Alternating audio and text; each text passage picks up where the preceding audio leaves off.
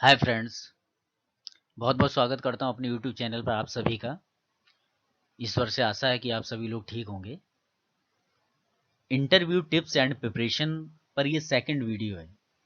मेरा आपसे रिक्वेस्ट है कि पार्ट 1 आप ज़रूर देखें।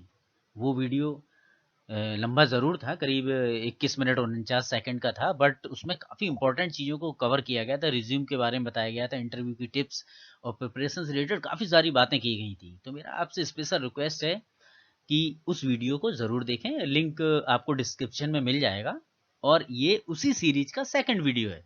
इसमें भी काफ़ी इंपॉर्टेंट चीज़ों को कवर किया जाएगा। आगे बढ़ने से पहले मेरा एक मैसेज है आप सभी के लिए, आप सुने ध्यान से समझें। एक समय ऐसा था कि मेरा खुद का बायोडाटा, खुद का रिज्यूम भी उतना अच्छा नहीं होता था। मैं खुद दूसरों के बायोडाटा रिज्यूम देखता था, उसे समझता था, फिर अपना रिज्यूम को ठीक करता था। समय बीतता चला गया और मैंने कुल मिलाकर ये समझ लिया कि वाकई एक अच्छा रिज्यूम बनाना भी इतना आसान तो नहीं होता है। उसी वक्त मेरे दिमाग में ये बात आई कि अगर मैंने कभी फ्यूचर में अपना यूट्यूब चैनल बनाया तो मैं सबसे पहले इसी टॉपिक के ऊपर ही वीडियो बनाऊंगा और लोगों को खुद इंडिपेंडेंट बनाऊंगा ताकि वो खुद से अपना रिज्यूम डिजाइन कर सकें।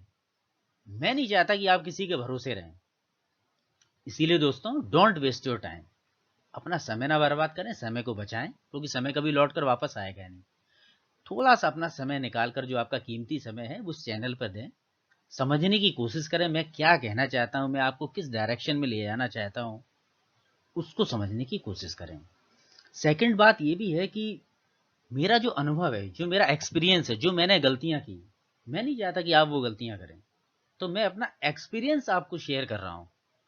और मेरी आपसे लास्ट में वापस ये रिक्वेस्ट है कि आप इस सीरीज का पार्ट 1 वीडियो ज़रूर देखें और ट्रस्ट रखें, विश्वास रखें, अपना समय दें। आपको कहीं न कहीं, आपको 100% कहीं न कहीं एक नई दिशा मिलेगी, एक नया डायरेक्शन मिलेगा और आप खुद से अपने रिज़्यूम को ठीक कर पाएँगे, खुद से अपनी तैयारी कर पाएँगे, खुद से प्रिपरेशन कर पाएँगे। तो आप उसी डायरेक्शन में जाने की कोशिश करें, जिस डायरेक्शन में आपको ले जाना चाहते हो। यही मेरा आप एक मैसेज है। तो अब हम आगे स्टार्ट करते हैं। जो मुझे कंटेंट और इम्पोर्टेंट बताना है, उसके ऊपर अब आगे बात करते हैं। हर बायोडाटा में आपने देखा होगा, स्टार्टिंग में लिखा जाता है कैरियर ऑब्जेक्टिव। हर कोई लिखता है अपने अपने बायोडाटा में। यहाँ पर बहुत गड़बड़ी होती है। ज़्यादातर क्या होता है कि कैरियर ऑब्जेक्टिव हम कहीं एक दूसरे का देख लेते हैं, या हमने किसी के बायोडाटा में देख लिया, ऐसे लिख दिया। मोस्टली ऐसा हो जाता है। तो कैरियर ऑब्जेक्टिव बिल्कुल सही लिखा होना चाहिए, खुद के द्वारा लिखा होना चाहिए। आप अपना कैरियर ऑब्जेक्टिव स्वयं लिखें। पहले तो आप स्क्रीन में देखें एग्जाम्पल, मतलब किस तरह से लिखा गया है। ये कोई मतलब नहीं है मेरे हिसाब से कैरियर ऑब्जेक्टिव इस तरह लिखने का। बिल्कुल क्लियरली डिफाइन होना चाहिए कैरियर ऑब्जेक्टिव। अगर आप एक्सपीरियंस पर्सन हैं तो और ज्यादा ध्यान देना चाहिए कैरियर ऑब्जेक्टिव पर। ये एक एग्जाम्पल लगाया हुआ है, ये अप्रोप्रिएट नहीं है। नेक्स्ट देखें, एक और एग्जाम्पल लगा हुआ है ऑब्जेक्टिव या कैरियर ऑब्जेक्टिव। ये भी उतना अप्रोप्रिएट नहीं है।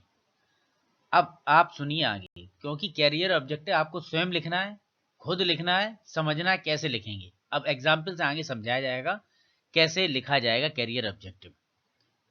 ध्यान दीजिए, ऊपर जो एक स्क्रीनशॉट लगा है एक रिज्यूम का, जिसमें कैरियर ऑब्जेक्टिव लिखा गया, मैंने उसी को नीचे येलो कलर में बड़ा बड़ा लिख दिया ताकि आपके समझ में आ जाए। अगर कोई पर्सन है, मान लो फॉर एग्जाम्पल मनीष शर्मा नाम का कोई पर्सन है, वो शिफ्ट ऑफिसर उसकी पोजीशन है, फैब्रिक डाइंग डिपार्टमेंट में फॉर एग्जाम्पल वो काम करता है। उसको मान लो 4 साल का एक्सपीरियंस हो गया है काम करते करते ही। मान लो आपको हो गया है, मुझे हो गया कि मैंने 4 साल फैक्ट्री इंडस्ट्री में काम कर लिया है। तो हम अपना कैरियर ऑब्जेक्टिव कैसे लिखेंगे? अब हमें खुद लिखना पड़ेगा, क्योंकि हमने एक्सपीरियंस हो गया, हमने काम भी कर लिया।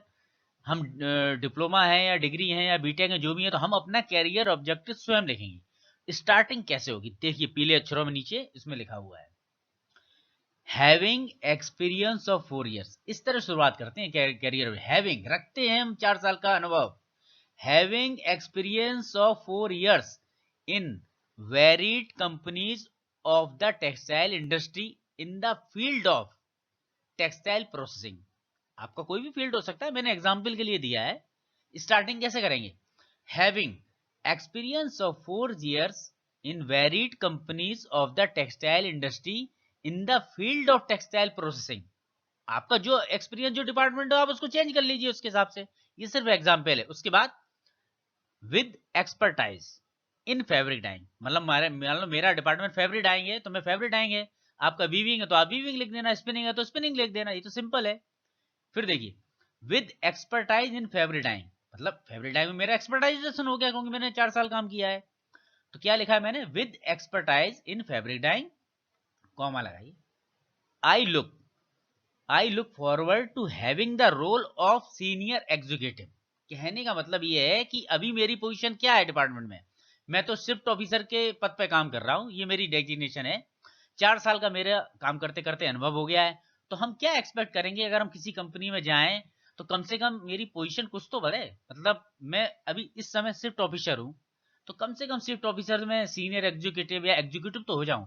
इसीलिए यहां जानबूझ के लिखा गया है। आप देखिए, आप I look forward to having the role of a senior executive in the processing department, जो भी department, in the processing time of the organization where, जहां पर I can utilize my knowledge, जहां पर मैं अपनी नॉलेज को यूटिलाइज कर सकूं, of the textile chemistry।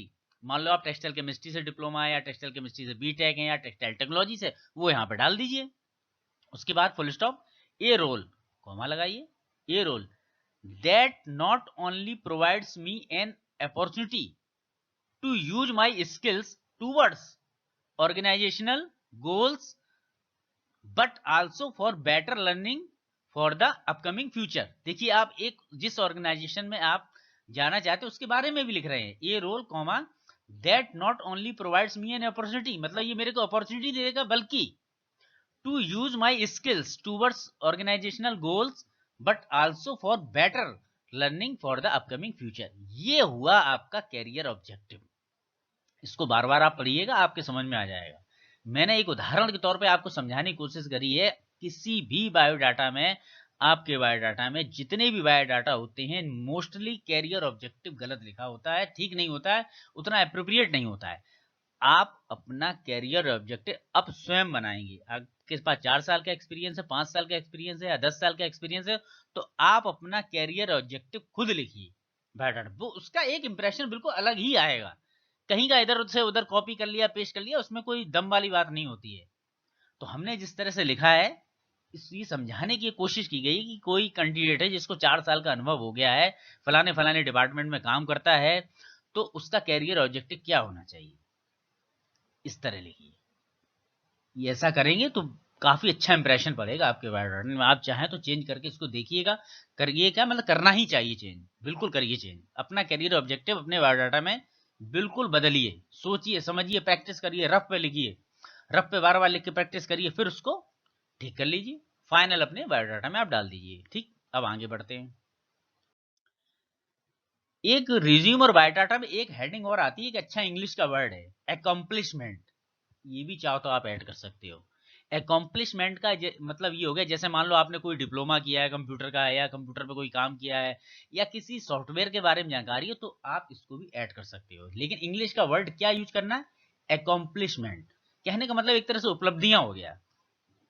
तो ये अच्छा मतलब टर्म है इंग्लिश का, ये एक बायोडाटा में आप डालिए, अच्छा इंप्रेशन पड़ेगा, अकॉम्प्लिशमेंट। इसके बाद और आइए, आपने देखा होगा इस बायोडाटा में सबसे लास्ट में, प्रत्येक रिज्यूम के अंदर, हर रिज्यूम के अंदर लास्ट में पर्सनल इंफॉर्मेशन होती है, जहां पे father's name, date of birth, ये सब चीजें आती हैं। तो पर्सनल इंफॉर्मेशन ना लिख के इंग्लिश का एक वर्ड यूज कीजिए, पर्सनल डोजियर। अच्छा लगेगा, स्टैंडर्ड है थोड़ा, इंप्रेशन अच्छा पड़ेगा। तो आप पर्सनल इंफॉर्मेशन ना लिखिए, उसको लिखिए पर्सनल डोजियर। उसके बाद जो जो मैंने रेड हाईलाइटेड किए हैं ना, ये जरूर आने चाहिए, तो उन्हीं को ही केवल रीड करेंगे। Number 1, notice period. Notice period जरूर डालें। नोटिस पीरियड कभी कभी डाला जाता है कि 1 मंथ, 2 मंथ, या फिर आप ऐसे लिखो तो ज्यादा अच्छा है, available to join at short period. Available to join at short period मतलब कम से कम समय में हम ज्वाइन कर लेंगे। उसका मतलब भी वही है कि जो कैंडिडेट है करीब 15-20 दिन में या 15 दिन में ज्वाइन कर लेगा। आप 1 मंथ क्यों लिखो? मैं ये रिकमेंड कर रहा हूं, आप ये लिखो available to join at short period, ये भी ठीक है, 1 मंथ लिखना चाहें, available to join at 1 month भी लिखना चाहते हैं, लेकिन मैं रिकमेंड ये करूंगा कि आप अपने सीवी में ये लिखें available to join short period. Second बात, रीजन फॉर एक्सप्लोरिंग चेंज, आप चेंज क्यों लेना चाहते हैं, कंपनी चेंज क्यों करना चाहते हैं, जॉब चेंज क्यों करना चाहते हैं, तो आगे क्या लिखें, looking for better profile and growth, simple word में लिखिए looking for better profile and growth. इसके अलावा और कोई रीजन मत बताइए कि हम क्यों चेंज लेना चाहते हैं, क्या नहीं, looking for better profile and growth, यही हमारा सिंपल रीजन हो गया कि हम इसलिए चेंज लेना चाहते हैं। नेक्स्ट, करंट सैलरी आप अपने सीवी में जरूर डालिए, इस समय आपकी जो भी सैलरी आप उसको मेंशन कर दीजिए, उसमें कोई छुपाने वाली बात नहीं है। 4.5 लाख पर एनम सीटीसी हमारी सैलरी हो गई। सैलरी की बात कर रहे हैं तो एक चीज आपको और दिमाग में बता दूं, कभी भी किसी भी ऑर्गेनाइजेशन में आप जाएं, ये मेरा पर्सनल रिकमेंडेशन है आपसे, अपनी सैलरी को बिल्कुल सही बताएं, जो आपका पैकेज हो। कभी भी ऐसा ना करें कि सैलरी आप घटा के बढ़ा के मतलब बताएं, ऐसा नहीं होना चाहिए, ये बहुत गलत होता है और इसका कोई मतलब नहीं है। आप अपनी सैलरी स्लिप रखें, आपकी जो सैलरी वो बताएं। सैलरी की बात आई तो मैंने इसलिए इस पॉइंट को रेस किया है। तो करंट सैलरी आपको यहाँ पर डालनी है, आपका जो भी पैकेज है, उसके नीचे आएगा एक्सपेक्टेड सैलरी। एक्सपेक्टेड सैलरी में कुछ ज्यादा ना लिखें, नेगोशिएबल लिख दें, जब बात होगी, जब फाइनल होगा तब देखेंगे बातचीत करके जो भी क्या हो सकता है, जितना कितना इंक्रीज मिलेगा जो भी है। तो इस तरह करके आप पर्सनल इन्फॉर्मेशन में कुछ चीजें ऐड करें, father's name, date of birth, marriage status, मतलब मैरिड है या नहीं है, डोमिसाइल, ये सब तो लोग डालते ही हैं, हॉबीज वगैरह, लेकिन मैंने ये जो रेड हाईलाइटेड किए हैं, मैं चाहता हूं आप इसको इंक्लूड करें अपने बायोडाटा में, तो ज्यादा बेटर होगा। क्लियर? इस वीडियो को आपने देख लिया होगा, ज़्यादा लंबा नहीं किया है। मैं आशा करता हूं कि आप इसको लाइक करें, सब्सक्राइब करें, अपने फ्रेंड्स, अपने दोस्तों को ज़रूर शेयर करें, क्योंकि अभी सब सेकंड वीडियो है ये इस टॉपिक पे। पहला वीडियो भी आप ज़रूर देखिएगा, मैं लास्ट में आपको फिर बता रहा हूँ, इसका पार्ट 1 ज़रूर देखिए, ये सेकंड पार्ट है। इन दोनों वीडियो को आप ध्यान से बार बार देखिए, रिपीट करिए, समझिए, चीज़ें धीरे धीरे क्लियर हो जाएंगी और आप खुद से प्रैक्टिस करिए, आप अपना रिज्यूम खुद ही डिजाइन कर सकते हैं, आप उसको खुद से करने की कोशिश करिए। जो जो मैंने पॉइंट्स बताए हैं, इंपॉर्टेंट जो भी पॉइंट्स हैं, उन पे आप कंसीडर करिए, आपको डेफिनेटली फायदा होगा।